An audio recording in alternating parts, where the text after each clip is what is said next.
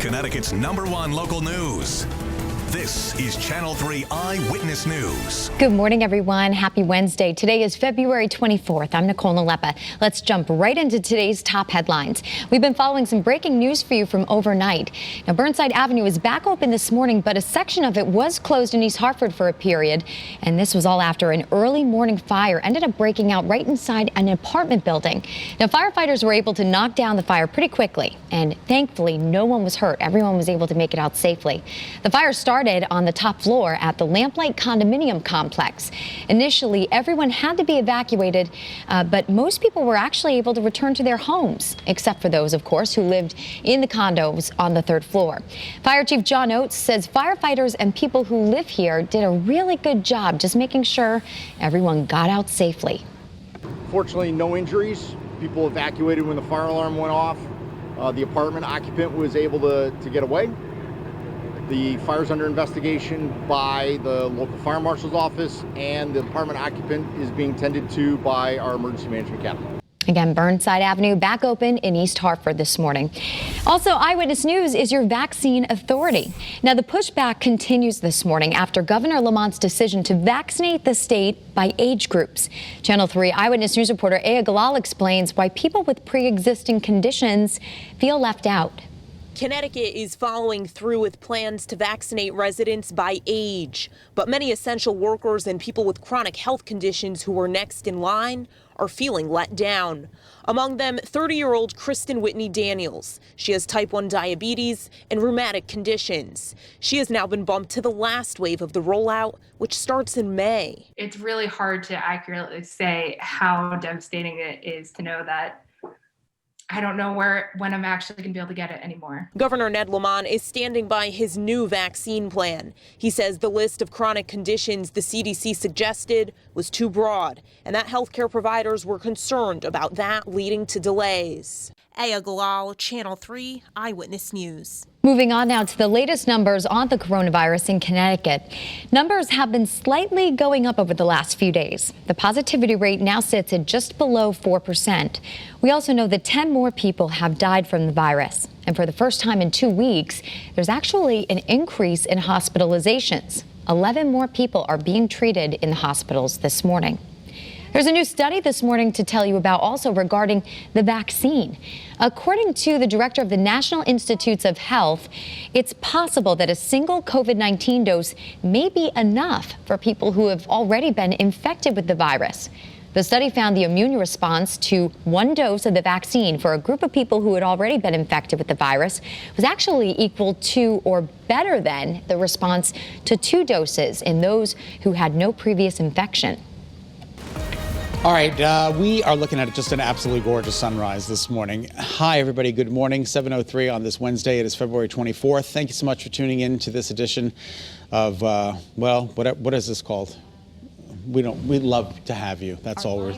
Our live news on the news app. That's it. Our Channel 3. Well, God bless you. Our Channel 3 early warning radar. I'm just going to get right to the weather. We are good to go this morning. Please be careful out there. There might be some icy spots, especially up in northern Connecticut, the result of refreeze, nothing coming out of the sky. Look at this, how absolutely gorgeous Hartford is this morning. Just beautiful with a temperature of 38 degrees. Now, the numbers are going to rise today into the mid, if not the upper 40s. Under partly sunny skies, it is going to be a gorgeous day of weather. We hope you can get out there and enjoy it. A little bit cooler along the shoreline due to the fact that we've got an onshore breeze coming in off the Long Island Sound and where the water temperature is about 36 degrees. So that'll make things feel a little bit cooler. This morning, enjoy the numbers. I mean, 23 is the typical overnight low. The closest we've got to it is in Meriden at 27. But look at New Haven at 34, Bridgeport at 38, 38 in Groton, even 34 at Bradley, 38 at Brainerd. Those are some great looking numbers. And the winds are out of the southwest, and that's the way they'll be during the day today. All right, so clear. Temperatures above average this morning, 45 to 50 degrees today, and then big temperature swings on our 7-day forecast. I'll show you that in just a couple of seconds. But in the meantime, we are going to be dealing with a cold front a little bit later on this afternoon. There will be some clouds between about 12 and 3, then we'll clear things out, and then we'll cloud things up again tonight.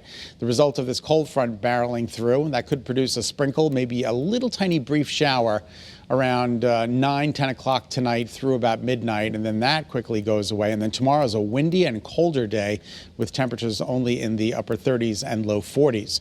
In the meantime, partly sunny, breezy, milder today with temperatures between 45 and 50 degrees. Overnight lows tonight, again, maybe a sprinkle or a brief shower. Temperatures in the upper 20s, low 30s, another good night in terms of temperatures. And then your 7-day forecast includes 41 tomorrow. Windy conditions, and that wind will make the 41 feel a little bit colder. Friday, colder yet, 38. And then Saturday afternoon and evening, we start off with some snow. And then it goes over to rain on Saturday. And then Sunday, wow, the pick of the weekend, breezy with a temperature of 53 degrees. That could be the warmest day we've seen since Christmas. All right, Monday, morning, rain and snow. Could be a little bit of a mess for the Monday morning commute. It'll be windy on Monday, and there could be some pretty strong winds Monday night into Tuesday morning that could gust in excess of 50 miles an hour. So we'll keep you posted on that. And then Tuesday, a dramatic drop in temperature, 25 degrees. Look at the overnight low Monday night into Tuesday, 5 degrees with a daytime high of 25 for inland Connecticut, 28 for the shoreline. That's Tuesday of next week. We have time to fine tune that forecast, but it's looking cold. All right, that's a check of your early morning forecast. Get out there and enjoy a lovely day today. Nicole, I'll send it back to you and whatever this is we're doing. All right, thanks, Scott. Now at 7:06, federal regulators are ordering immediate inspections of Pratt & Whitney engines and Boeing 777s. This after the engine of United Airlines Flight 328 burst into flames and broke apart during a flight over Colorado on Saturday. Now, the NTSB says a cracked fan blade that caught fire shows evidence of metal fatigue, and that may have caused 2 fan blades to break off from the engine during that flight. Now, the FAA says the required inspections could lead to changes when it comes to maintaining the engines. In a statement released last night, Pratt & Whitney says it's coordinating with Boeing, airline operators, and regulators. State lawmakers are considering a newly proposed law aimed at creating stricter domestic violence guidelines in family court. It's named after Jennifer Dulos, the missing mother of 5 from New Canaan. The bill would redefine what types of behaviors would be classified as abusive. It would also require a judge to look at domestic violence claims when ruling on custody issues. And a Norwich man is due in court today related to his involvement in a deadly shooting that took place last summer. Philip Wise is facing murder charges for allegedly shooting and killing 39-year-old Anthony Williams last July. The shooting took place on Lake Street in Norwich. Wise was captured last month in North Carolina and was brought back to Connecticut yesterday. He is currently being held on a $1.5 million bond. Golf legend Tiger Woods is awake and conscious this morning as he recovers from surgery after that serious car crash in Southern California yesterday. Look at that video. Woods suffered multiple fractures in his lower right leg. And now this morning, officials are looking into what exactly caused that crash. They do say that he was wearing a seatbelt at the time and that an airbag, officials say, is what likely saved his life. The front end was totally destroyed. The bumpers, everything was destroyed. Airbags deployed, all of that. The interior was more or less intact, which kind of gave him the cushion to survive what's otherwise would have been a fatal crash. This is now the 3rd high-profile car incident involving Tiger Woods while driving. He crashed his car in 2009 right outside his Florida mansion, and then police arrested him for a DUI 3 years ago.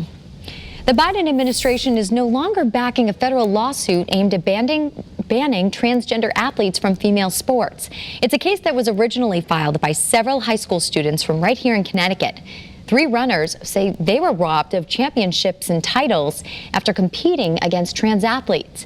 Now, by law, athletes in Connecticut can compete based on their gender identity. But last year, the Trump administration threatened to withhold some school funding, claiming that law violated Title IX. Thank you so much for tuning in to Eyewitness News on this Wednesday morning. Remember, you can get news and weather updates anytime on the Channel 3 app, and we'll be back here doing this again at 7 a.m. tomorrow. Have a great day, everyone. Stay healthy and stay positive.